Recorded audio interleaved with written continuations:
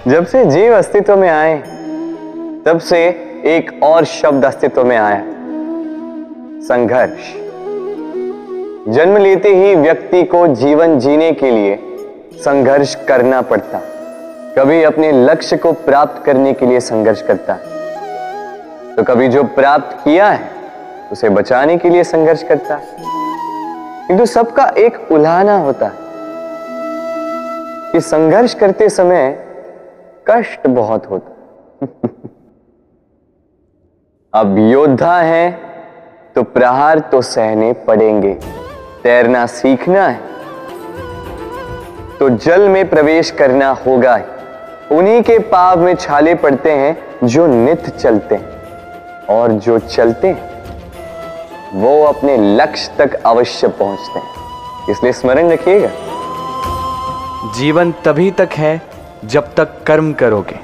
तो संघर्ष करते रहिए, कष्ट को भूल जाइए और मेरे साथ प्रेम से कहिए, राधे राधे।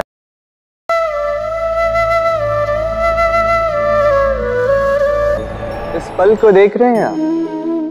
ये वो फल है जो पेड़ के सबसे ऊपर वाली शाखा पर पाया जाता है।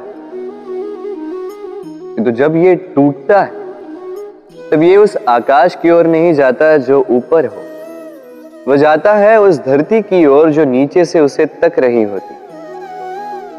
क्यों?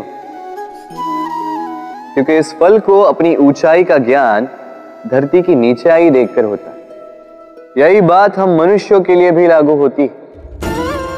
यदि आप संपन्न हैं तो उनकी सहायता अवश्य करें जो आपसे सामर्थ्य में कम, जिनको सहायता की आवश्यकता। आप सामर्थ्य में अधिक है क्योंकि वो आपसे कम है। देखिए, जीवन में आनंद केवल बढ़ना नहीं बल्कि उनकी सहायता करना भी है जो किसी कारणवश आपसे नीचे रह गए। और जब एक फल ये बात समझ सकता है तो आप क्यों नहीं?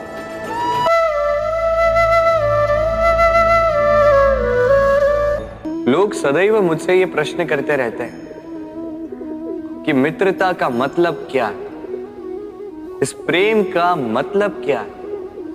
और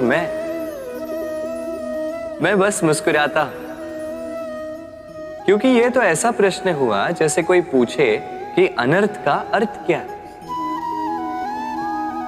अब जब अनर्थ हो ही गया तो उसका अर्थ क्या? उसी प्रकार वो मित्रता क्या जिसमें आपका कोई मतलब, वो प्रेम क्या जिसमें आपका कोई स्वार्थ। ये दो भाव ऐसे हैं जिसमें आपको कुछ चाहिए नहीं होता, बस देना होता है।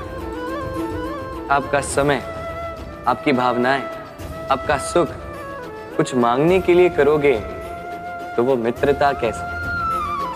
कुछ पाने के लिए करोगे तो वो प्रेम कैसे? वैसे भी देखा जाए तो जो प्रेम करते हैं उन्हें कुछ पाने की आवश्यकता ही नहीं। और जिसके पास 2.5 अक्षर वाला ये प्रेम शब्द हो,